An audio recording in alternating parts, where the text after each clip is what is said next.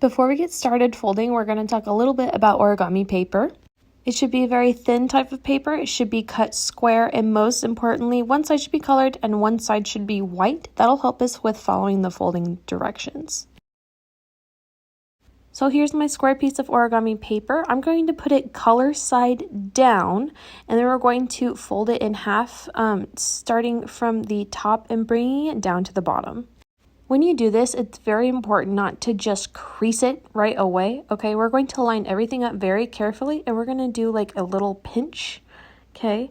Just to see if the paper moves at all, and then we're going to go all the way down that fold with our little pinches before we crease, just to make sure everything is in place, okay? When you're ready, put it on the table and crease it. So that's when we're pressing really hard and sliding our hands. Then when you open it up, we can see that crease very clearly, right there. Now we're gonna fold it in half again. So one more time, we're going to line up our edges. We're not gonna crease it right away. We're just gonna add little pinches, make sure everything is exactly where we want it. And then we will lay it flat and crease it. Okay, open it back up. We have this plus shape. We're going to fold it in half again, but this time from corner to corner. So make a little like diamond. Bring one corner to the other. Just like last time, we're going to line everything up, and then we're going to do our little pinches and folds before we crease. I'm just going a little faster for the video. When you're ready, open it up, and you'll see that we have one more fold left to do. So let's fold it in half one more time. Bring it corner to corner. Line everything up, do our little pinches, okay? And when we're confident, we will crease it again. Now when we open it back up, we can see that we fold it in half every single way that we can. We're going to bring it back to that triangle position that we just did with that diagonal fold. We'll make our square base. So using your right hand, put it on the right side of that middle crease, and then with your left hand, we're going to bring the left corner to the middle corner. So grab that left corner and carefully pull it to the middle. When everything is ready to lay flat, you can go ahead and crease it. And there you go. So now we're going to flip it over and do the exact same thing on the other side. We put our right hand on the right side of the middle crease, then bring the left corner to the middle corner. So grab that left corner, pull it to the middle corner, and when everything is lined up and ready to lay flat, we press down and crease it. So this is what's called our square base. After the square base is done, we're going to take that right corner and bring it to the middle crease. So just watch me lift that top flap up. We're not grabbing both sides of the paper, we're just grabbing the very top flap and bringing that right corner to the middle and crease it. Same thing on the left side, we're going to bring that left corner to the middle crease, just like so. When you're ready, you can go ahead and press it down and crease it. When you're done, we're going to flip it over and do the exact same thing on the other side. So we're going to bring that right corner to the middle crease.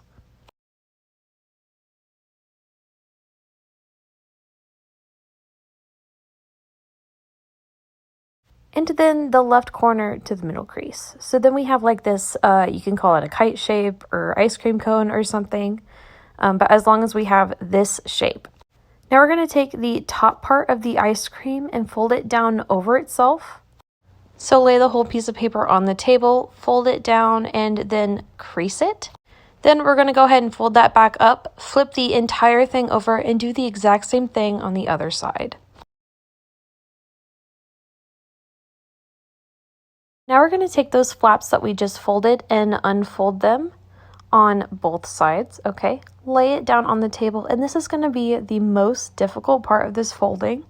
So don't be afraid to ask for help. But we're going to go ahead and take that top flap of the bottom corner, okay? We're just taking the top part of the paper, holding down our finger at the very bottom, and then we're going to try to fold this all the way to the top, and you can sort of see that it's not going well. This is super normal. The paper just doesn't want to fold that way, so you just have to sort of help it until it's ready to lay flat. Since the paper doesn't want to work that way, that's why this is the hardest step of this whole process, but you can totally do it. It's okay. It's just going to be a little slower. Once you feel like it's ready to lay flat, go ahead and crease it down, and then we're going to flip it over and do the exact same thing on the other side. So once again, we're just going to take that top flap, get it ready to go up, hold down the white part of the paper with our finger, and then we're going to try to guide this up. And as you can see, it's still being a little difficult. It happens to everybody. You just have to sort of help it. It's going to take a little bit of time. But when you're ready, you can go ahead and crease it. And this is what's known in origami as a boat base. Just like the square base, it is a starting point for a lot of different projects. And we have these little legs. But we're going to go ahead and make those legs just a little bit skinnier. So we're going to bring that right corner to the middle crease, just like we've done before. And again, you're going to have to help the paper a little bit. So if it doesn't want to lay flat, just slow down, try to smooth out the paper and help it fold the way you want it to. Crease it down so it doesn't move, and then we're going to do the other side. So bring that left corner to the middle crease. And then you can see I'm using my nail to sort of help that fold. The paper's getting a little tighter, so it doesn't really want to do what you want it to do. And once we have that done, we're going to flip it over and once again do the exact same thing on the other side. So we're going to bring the corner to the middle crease, help that leg fold like how we want it, crease it down, and then do the exact same thing on the left side.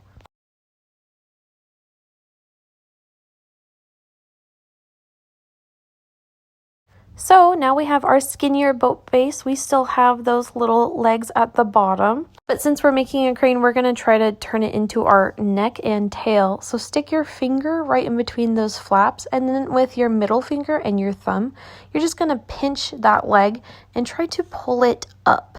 Try to do this very slowly. As you can see, the paper doesn't really want to move in that direction, so it's going to take some time and some patience.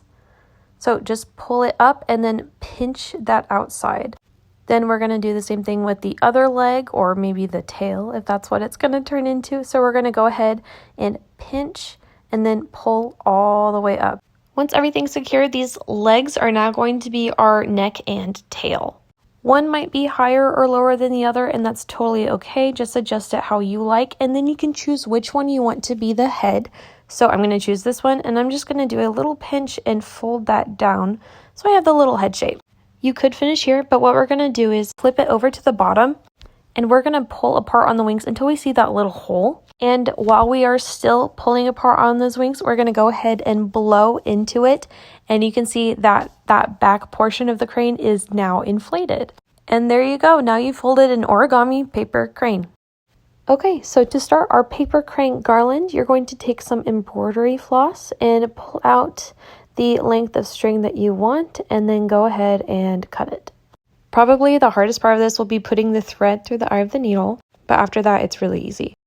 Next, we're going to take the short end and cross it over the long end of the string and then pull it through. Just like the first step in tying your shoe, we're going to make that first part of our knot and then pull it tight.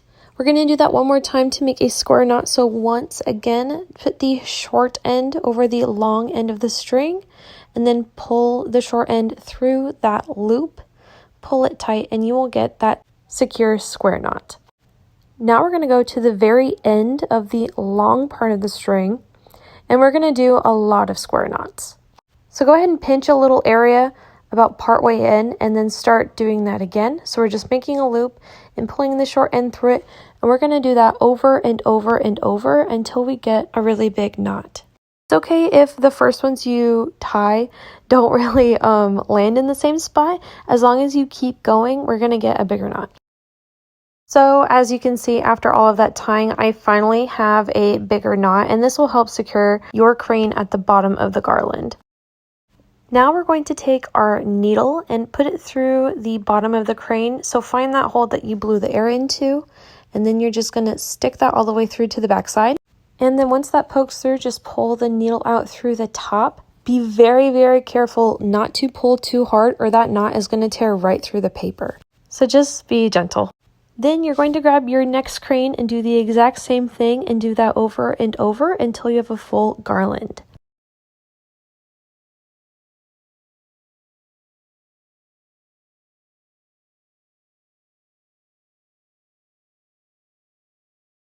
And finally, depending on how many you stack, you will get something kind of like this. And you can add as many as your string will fit. But yeah, there you go. Have fun!